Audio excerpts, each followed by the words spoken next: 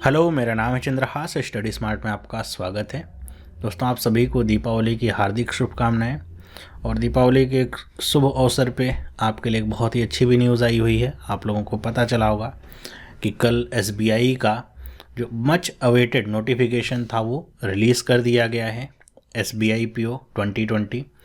और ये जो डेट स्टार्ट हो रही है ये दिवाली के दिन, मतलब आज 14/11/2020 से अब 4/12/2020 तक इसकी ऑनलाइन फॉर्म भरने की डेट है।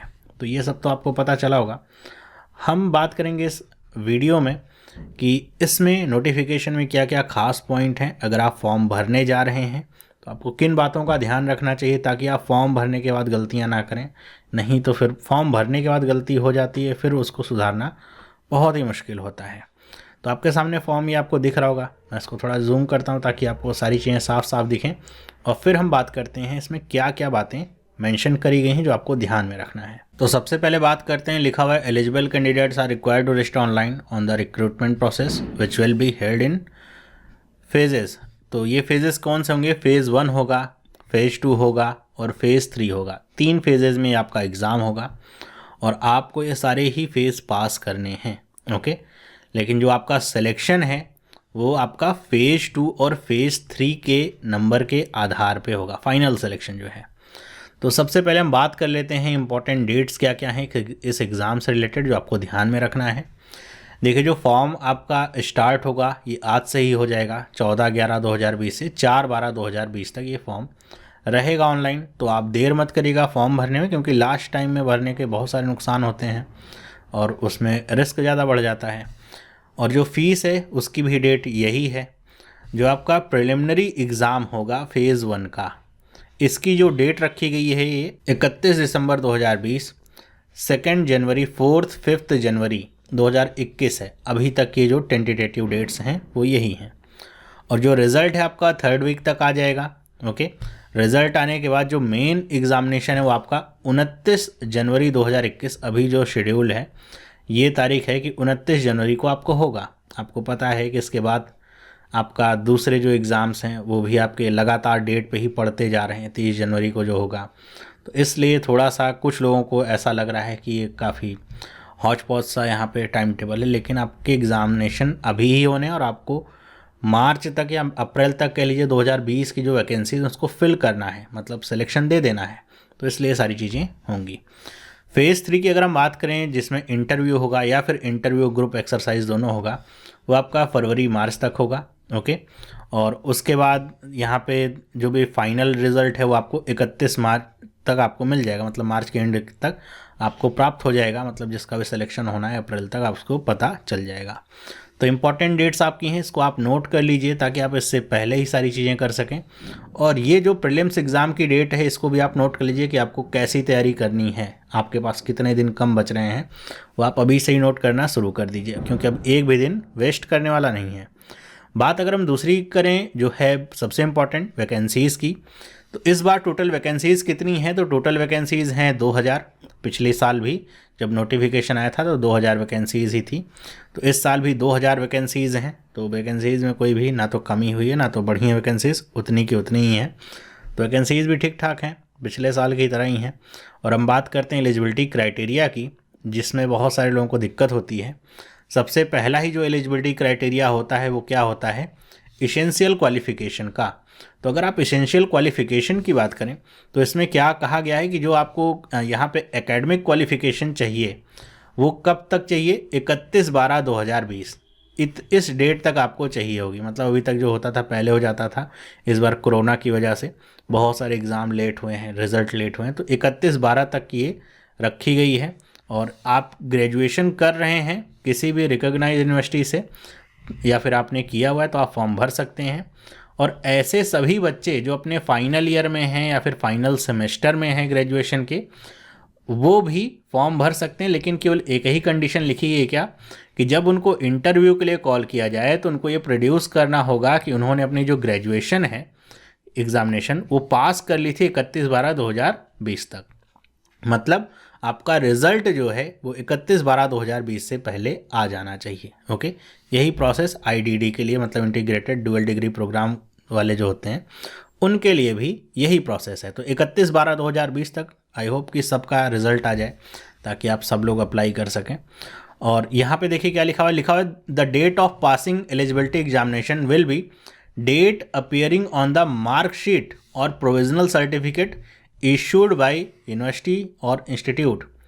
In case the result of particular examination is posted on the website of the university institute, a certificate issued by the appropriate authority of university or institute indicating the date on which the result was posted on the website will be taken as the date of passing। मतलब वही है date वाला जो चक्कर है कि जो date है वो आपका प्रॉपरली मेंशन होना चाहिए, जिससे पता चल सके जो आपकी डेट है वो 31/12 से पहले ही थी। अगर आपका ये डेट मेंशन नहीं है, वेबसाइट वगैरह पे ही केवल आपका आया हुआ है, उसमें डेट मेंशन नहीं है, तो आपको एक सर्टिफिकेट इशू कराना होगा जो भी अप्रोप्रिएट अथॉरिटी आपकी यूनिवर्सिटी की या इंस्टीट्यूट की, जिससे पता चल सके कि आपका एग्जामिनेशन का रिजल्ट पहले आ चुका है।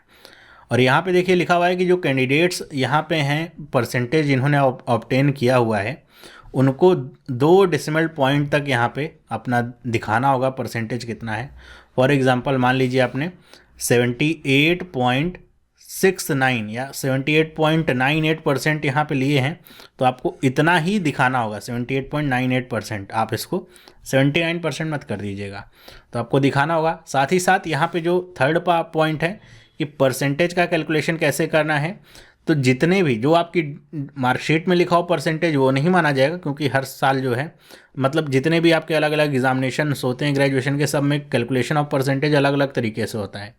तो आपको यहाँ पे परसेंटेज कैसे निकालना है कि आपने 3 साल या 4 साल का जो भी कोर्स किया होगा उसमें जितने भी नंबर आपको मिले हों सारे सेमेस्टर या ईयर को मिला करके, और जितने एग्रीगेट मार्क्स हों, मैक्सिमम मार्क्स जितने भी हों, उससे डिवाइड करना है। ओके, ऐसा करने के बाद जो परसेंटेज आएगा वही आपको लिखना है। और यहाँ पे देखिए लिखा हुआ है the fraction of percentage so arrived will be ignored, that is 59.99% will be treated as less than 60% and 54.99 will be treated as less than 55%। जो बात मैंने आपको यहाँ पे बताई, मतलब इसका ये नहीं कि 60% आपको चाहिए। बहुत सारे लोग कन्फ्यूज जाते हैं कि उनको ग्रेजुएशन में 60% चाहिए। नहीं, बताया जा रहा है कि अगर आपके इतने मार्क्स आ रहे हैं तो आप इसको 60% ना बनाइएगा, ये आपका लेस देन 60% ही लिया जाएगा। या फिर अगर 54.99% है तो आप उसको वही इंडिकेट करिएगा, 55% को इंडिकेट करेंगे तो वो नहीं माना जाएगा। तो ये तो थी आपके एकेडमिक जो भी क्वालिफिकेशन थी उसको लेकर के। अब हम बात करते हैं एज को लेकर के, क्योंकि बहुत सारे लोगों के लिए एज भी बहुत ही मैटर करता है। तो अगर हम एज की बात करें, एज लिमिट कब से ली जा रही है, तो एज लिमिट ये ली जा रही है 1/4/2020 से, मतलब 1 अप्रैल 2020 को अगर आपकी एज 21 साल हो गई है और आपकी एज 30 साल से ऊपर नहीं है तो आप अप्लाई कर सकते हैं। मतलब कि अगर 1/4/2020 को आप 21 साल के नहीं हुए थे, उसके बाद आपकी एज 21 साल की हुई, तब आप अप्लाई नहीं कर सकते। इसी तरह अगर 1/4/2020 तक आपकी जो एज है वो 30 साल से ज़्यादा हो गई थी, तब आप अप्लाई नहीं कर सकते हैं।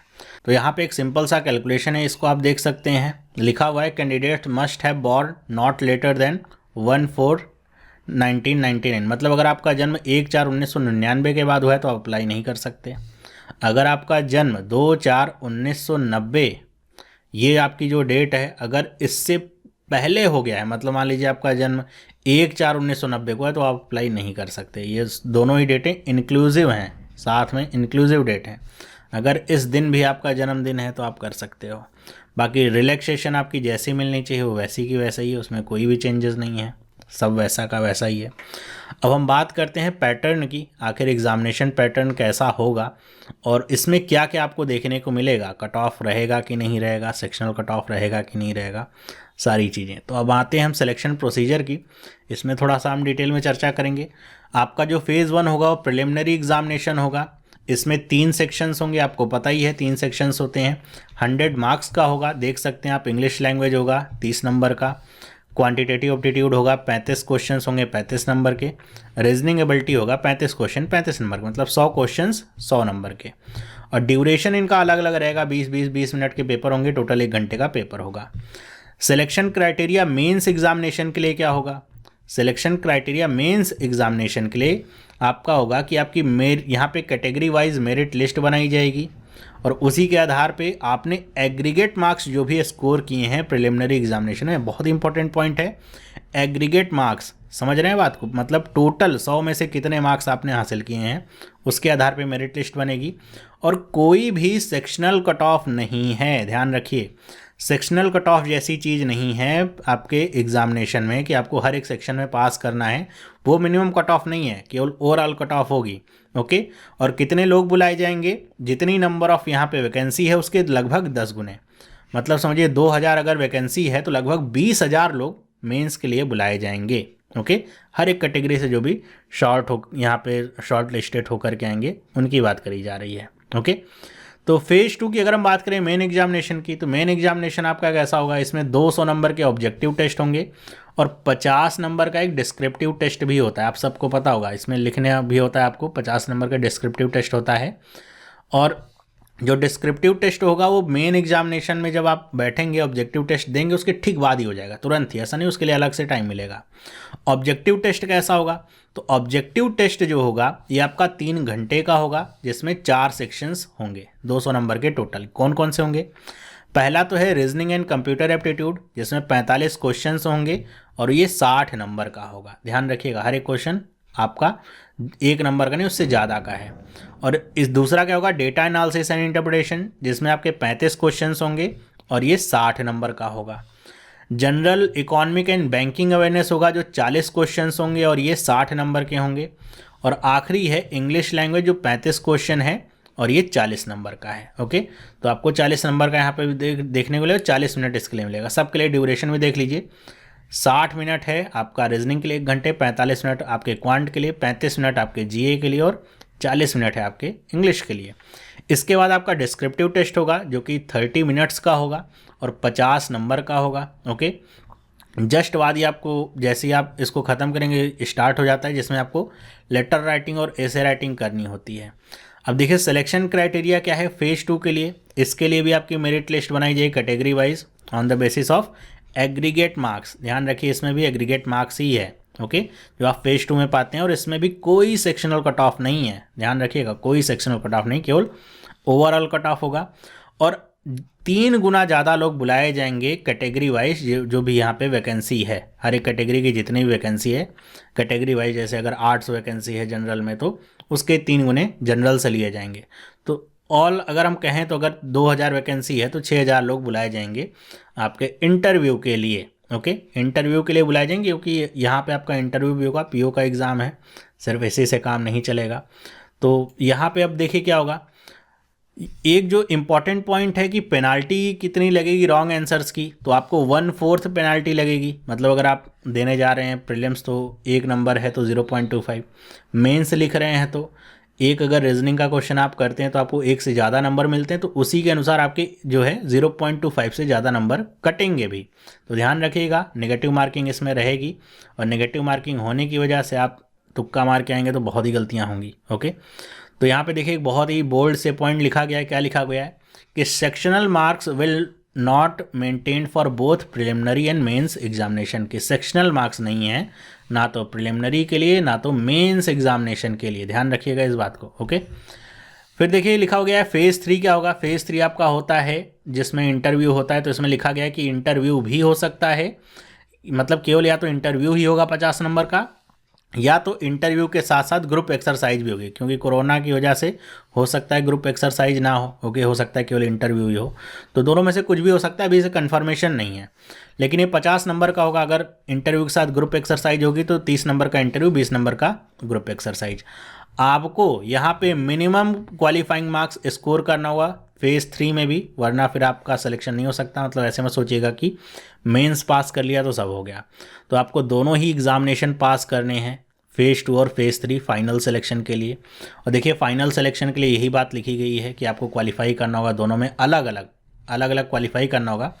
और इसके बाद क्या होगा कि जो भी मार्क्स आप पाएंगे फेज़ 2 से 250 नंबर में से, उसको 75 मार्क्स में कन्वर्ट किया जाएगा, और फेज़ 3 वाला जो मार्क्स होगा 50 नंबर का, उसको 25 मार्क्स में कन्वर्ट किया जाएगा। उसके बाद फिर एक फाइनल मेरिट लिस्ट बनाई जाएगी 100 में से कन्वर्टेड मार्क्स जो भी होंगे, और फिर उसके आधार पे मेरिट वाइज जो भी कैंडिडेट होंगे ईच कैटेगरी के, उनको सिलेक्शन दिया जाएगा। तो उम्मीद करता हूँ आप में से बहुत सारे लोग जो देख रहे हैं इस वीडियो को, उनका सिलेक्शन हो जाए। ओके, तो उसके बाद फिर आपका जो भी रिज़ल्ट है आपका बैंक की वेबसाइट पे अपलोड कर दिया जाएगा, आप लोग देख सकते हैं। तो ये था पूरा प्रोसेस, इसमें क्या चेंजेस थे बाकी आप देख सकते हैं।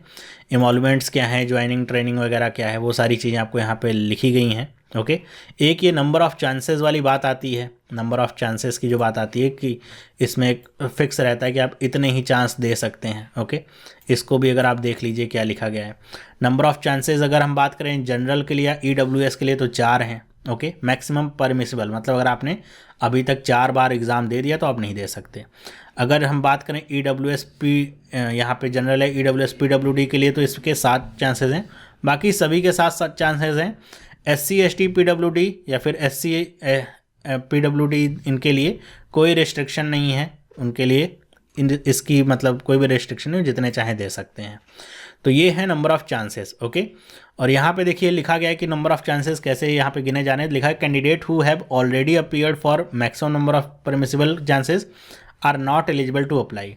The number of chances will be counted from the examination held on 18/4/2010। 18/4/2010 के बाद से अगर आप दे रहे हैं एग्ज़ाम तो वहाँ से ये काउंट किया जाएगा। लिखा है appearing in preliminary examination will not be counted as a chance, कि अगर आपने केवल प्रिलिमिनरी में जो है अब यहाँ पे अपीयर किया है तो उससे चांस नहीं होगा। ओके, लिखा हुआ है in the year in which only one written examination has been held that is no preliminary has been held appearing in this examination will be counted as a chance. मतलब पहले होता था ना केवल एक ही एग्ज़ाम होता था, मेंस नहीं होता था, तो ऐसे में अगर आपने वहाँ पे अपीयर किया है तब आपका गिना जाएगा एक चांस। मतलब अगर आपने मेंस में अगर बैठे हैं आप इससे पहले तो समझिए आपने एक चांस अपना गंवा दिया अगर सिलेक्शन नहीं हुआ है तो।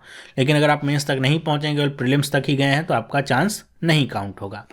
बाकी की बातें वही हैं, कैसे अप्लाई करना है, एग्जामिनेशन सेंटर कहाँ पे है, जनरल इंस्ट्रक्शन क्या क्या है, सब कुछ वही है। तो आपको चेंजेस क्या देखने को मिले, चेंजेस आपके अगर देखा जाए तो सब कुछ मेरे ख्याल से तो पहले की तरह ही है। सेक्शनल कट ऑफ नहीं है, एक इम्पॉर्टेंट बात यह है कि सेक्शनल कट ऑफ नहीं है। उसके अलावा नेगेटिव मार्क है आपका 1/4 दोनों के लिए ही। और आपको यहाँ पे नंबर ऑफ़ चांसेस की बात करेगी तो आप इसको कैलकुलेट कर लीजिएगा। और दूसरी जो इम्पोर्टेंट बात है वो क्वालिफ़िकेशन वाली है। ओके, जो यहाँ पे डेट आपकी इंक्लूड करी जा रही है ना, ये जो एलिजिबिलिटी क्राइटेरिया वाले एसेंशियल एकेडमिक क्वालिफिकेशन वाली, ये आपके 31/12 है। तो तब तक आप मेरे ख्याल से आपका रिज़ल्ट आ गया होगा तो बहुत ही अच्छा है। बाकी अब आपको केवल तैयारियों में जुटना है, क्योंकि समय बहुत कम बचा हुआ है, समय कम होता ही जा रहा है हर एक दिन के साथ। और आपका 31 तारीख को अगर मान लीजिए आपका प्रीलिम्स है तो बहुत समझिए बहुत कम समय बचा हुआ है, तो एकदम तैयारियों में जुट जाइए। अगर आपको एग्ज़ाम निकालना है, 2000 वैकेंसीज़ हैं, फाइट बहुत ज़्यादा हार्ड होगी। बाकी मैं अपनी तरफ से आपको वीडियोस प्रोवाइड करता रहूँगा चैनल पे रेगुलर बेसिस पे, जिससे आपकी तैयारियाँ बहुत अच्छे से होंगी। तो अगर आपको ये वीडियो अच्छा लगा है, इन्फॉर्मेटिव लगा, नया कुछ सीखने को मिला, जानने को मिला, तो वीडियो को अपने दोस्तों तक भी शेयर करिए, उन तक भी पहुँचाइए। बाकी आप वीडियो को लाइक ज़रूर करिएगा। अब हम मिलते हैं अगले वीडियो में, जिसमें मैं आपके लिए कुछ पढ़ाई वाली चीज़ें लेकर के आऊँगा, जिससे आपका सिलेक्शन और अच्छा हो सके। तब तक के लिए सभी लोगों को बाय।